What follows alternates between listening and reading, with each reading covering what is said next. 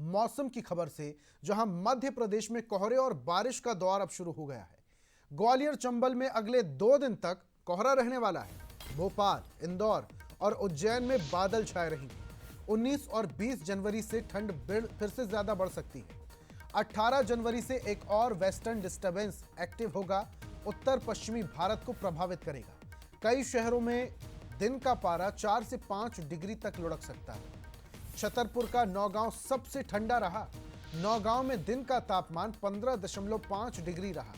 पचमढ़ी में रात का पारा 7.7, नौगांव में 9.2 रहा, मंडला में 9.5, टीकमगढ़ में 10.3 तो सतना में 10.6 डिग्री तापमान दर्ज किया गया। तो मध्य प्रदेश में बहुत सारे ऐसे इलाके हैं जहां तेज कड़ाके की ठंड अब पड़ने वाली है। अगर राजधानी भोपाल की बात करें तो कल से ही शीतलहर का आलम है। कल से ही ठंडी हवा चल रही है और ठंड का एहसास किया जा रहा है।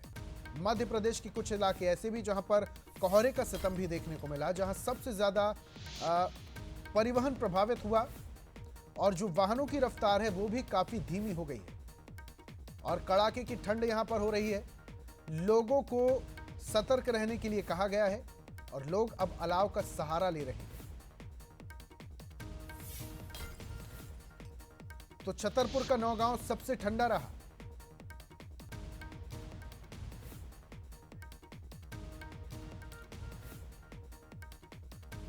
और ज्यादा जानकारी के साथ हमारे सहयोगी अब्दुल तारिक और सौरभ शर्मा जुड़े हुए हैं।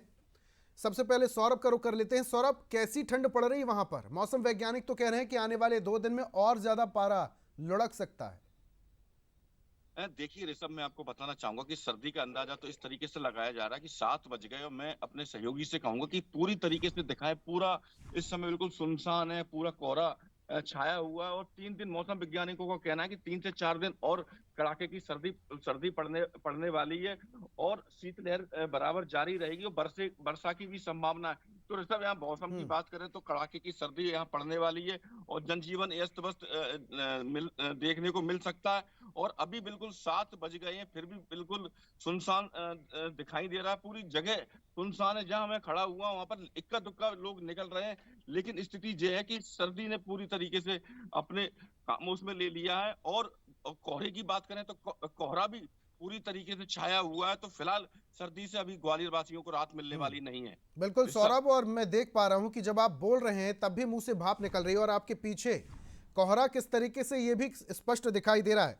चलिए वापस से आएंगे आपके पास। टीकमगढ़ का रुख कर लेते हैं। हमारे सहयोगी अब्दुल तारिक जुड़े हुए हैं। अब्दुल, सौरभ तो ग्वालियर में बता रहे कड़ाके की ठंड पड़ रही है और आपको देख के भी लग रहा है कि यहां पर भी गजब की ठंड पड़ रही है। मफलर आप टोपा लगाए हुए हैं, वहां पर क्या स्थिति है? ये सब देखा जाए तो यदि हम कल की बात करें तो कल ठंड कहीं ज्यादा थी, हो रहा था, लेकिन आज भी ठंड लगातार बनी हुई है। 7 बजे हुए आप देख सकते हैं कि पूरा ये इलाका जहाँ ये मेन सिविल लाइन रूट कहलाती है, यहाँ लगातार वाहनों का आवागमन शुरू हो जाता है सुबह 5 और 5:30 बजे से, लेकिन 7 बजने को है आप देख रहे हैं इक्का दुक्का ही वाहन यहाँ से गुजर रहे हैं। लोग यहाँ अलाव का सहारा लेने के लिए बैठे हैं, लेकिन नगर पालिका की लापरवाही देखी जाए कि मात्र 6 लकड़ी शाम को मिली थी और इतनी ठंड में वो 6 लकड़ी रात को ही जलकर खत्म हो गई। अब तो वह आदमी यहाँ वहां से कागज और पन्नी उठाकर तापने के लिए मजबूर है। और ठंड की मौसम विभाग की माने तो ठंड लगातार अभी बढ़ेगी और इसी के चलते टीकमगढ़ कलेक्टर ने नर्सरी से लेकर 8वीं तक की क्लास के स्कूलों की, प्राइवेट और सरकारी स्कूलों की छुट्टी घोषित की है, क्योंकि मौसम विभाग की माने तो आज 17 और कल 18 शीतलहर के चलते ठंड और बढ़ने की आशंका है। तो आने वाले वक्त में और ज्यादा ठंड बढ़ेगी। सौरभ, जैसा कि तारिक बता रहे हैं कि यहाँ पर स्कूलों की टाइम टेबल में बदलाव किया गया, क्या ग्वालियर में भी जो बच्चे हैं उनको कुछ राहत दी गई इस कड़ाके की ठंड में?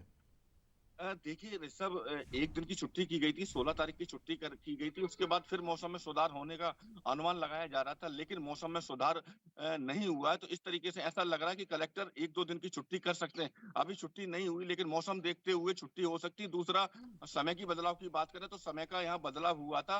जो छोटे बच्चे थे केजी से लेकर 8वीं तक के थे, उनका 9:30 बजे का समय कर दिया था और परीक्षा यहाँ यथावत करने की बात कही। तो समय बदलाव की स्थिति है और छुट्टी होने की भी संभावना यहाँ लग रही है ऋषभ। बिल्कुल सौरभ, और जैसा कि कोहरे की तस्वीर आपके पीछे दिखाई दे रही है, अब ऐसे में बड़े तो सुबह के वक्त अपने लिहाफ से ना निकल पाएंगे, ऐसी कड़कड़ाती ठंड में बच्चे स्कूल कैसे जाएंगे। बहुत बहुत शुक्रिया सौरभ आपका हमारे साथ जुड़ने के लिए, तमाम जानकारियों के लिए। तारिक आपका भी बहुत बहुत शुक्रिया।